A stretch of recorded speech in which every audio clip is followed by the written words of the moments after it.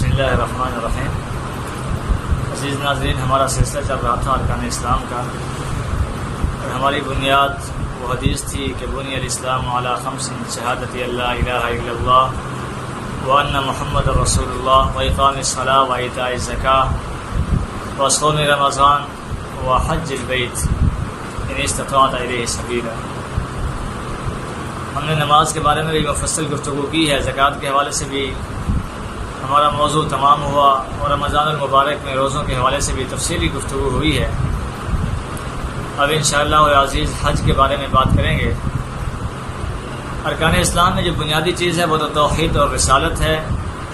جس سے انکار کرنے والا کسی بھی صورت مسلمان نہیں ہو سکتا۔ اور اسی طرح دوسری نماز ہے کہ جس کا قیامت کے دن سب سے پہلے سوال کیا جائے گا۔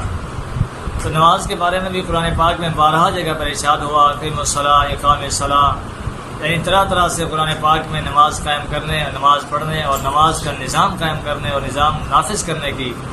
بات کی گئی ہے۔ اور یہ بھی فرمایا گیا کہ زمین میں اللہ کے خلیفہ وہ ہیں کہ جنہیں اگر اقتدار ملے زمین میں تو وہ نماز قائم کرنے کا نظام نافذ کریں گے۔ یعنی اللہ رب العالمین نے انسان کو اشرف المخلوقات بنایا اور پھر انسان کو اپنا نائب اور خلیفہ بنایا، تو ساتھ ہی یہ بھی ارشاد فرمایا کہ اگر انہیں اقتدار ملے تو یہ اقتدار میں آتے ہی نماز قائم کرنے کے نظام کو نافذ کریں گے۔ اسی طرح زکوٰۃ کے بارے میں بھی بتایا گیا تھا کہ نبی مہربان صلی اللہ علیہ وسلم کے اس دنیا سے چلے جانے کے بعد منکرین زکوٰۃ کے خلاف حضرت ابوبکر صدیق رضی اللہ تعالیٰ عنہ نے جس پامردی، جرت، بہادری، استقامت اور استقلال کا مظاہرہ کیا وہ دیدنی ہے، وہ قابل ذکر ہے، وہ قابل تحسین اور قابل تعریف ہے۔ تو حضرت ابوبکر صدیق رضی اللہ تعالیٰ عنہ نے منکرین زکوٰۃ کے خلاف بھرپور جہاد کیا، اور یہاں تک فرمایا کہ کوئی میرے ساتھ نہ بھی جائے تو میں اکیلا جا کر کے جہاد کروں گا، اور یہاں تک جہاد کروں گا کہ جو لوگ نبی مہربان صلی اللہ علیہ وسلم کو جانور اور اس کے ساتھ رسی دیا کرتے تھے، اور اگر اب مجھے وہ جانور دیں اور رسی نہ دیں تو میں ان کے خلاف لڑوں گا۔ اور اسی طرح صوم رمضان، یعنی رمضان المبارک کے روزے رکھنا، تو اس کے بارے میں بھی قطعی طور پر یہ حکم آیا تھا کہ یا ایھا الذین آمنوا کتب علیکم الصیام کما کتب علی الذین من قبلکم لعلکم تتقون، یعنی روزے رکھنے کا جو حکم دیا گیا تھا اس کی بنیاد میں یہ چیز تھی کہ لعلکم تتقون، تاکہ تم متقی بن جاؤ، تاکہ خوف خدا تمہارے دل کے اندر جگہ کر لے اور تم تقویٰ کی روش اختیار کرو۔ اسی طرح حج بیت اللہ ہے،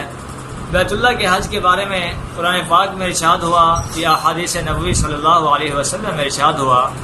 تو ہر جگہ یہ ارشاد فرمایا گیا کہ من استطاع الیہ سبیلا، من استطاع الیہ سبیلا، یعنی مختلف الفاظ کے ساتھ احادیث میں اور قرآن پاک میں ارشاد ہوا ہے، یعنی اللہ کے گھر میں جانے کی جو شخص بھی توفیق رکھتا ہے تو اسے چاہیے، یعنی اس شخص پر اللہ کا یہ حق ہے کہ وہ اپنی زندگی میں ایک بار تو لازماً جو اللہ کے گھر تک پہنچنے کی استطاعت رکھتا ہے وہ اللہ کے گھر جائے اور وہاں حج جو اس پر فرض کیا گیا ہے وہ ادا کرے۔ لیکن اس حج کے ادا کرنے میں یہ بات ضروری پیش نظر رکھی گئی ہے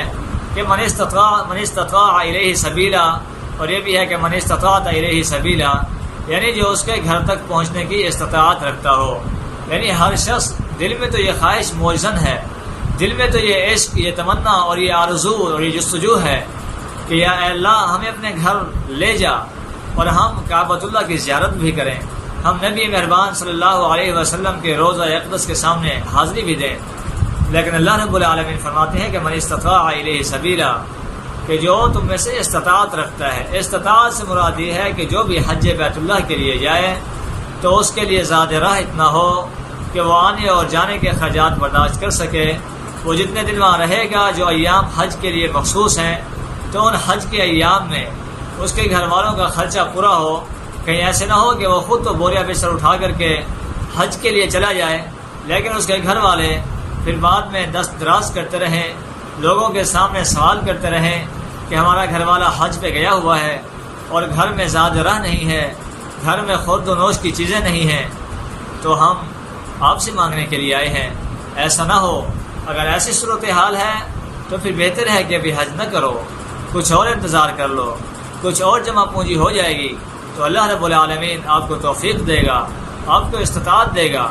تو آپ حج کے لیے چلے جائیے گا۔ یہ ہمارا حج کے بارے میں تعارفی بیان تھا، تو انشاءاللہ العزیز اگلی 1-2 ویڈیوز میں حج کے احکام، حج کے مسائل، اس کی اہمیت اور اس کی ضرورت کے حوالے سے انشاءاللہ گفتگو ہوگی۔ والسلام، جزاک اللہ خیر۔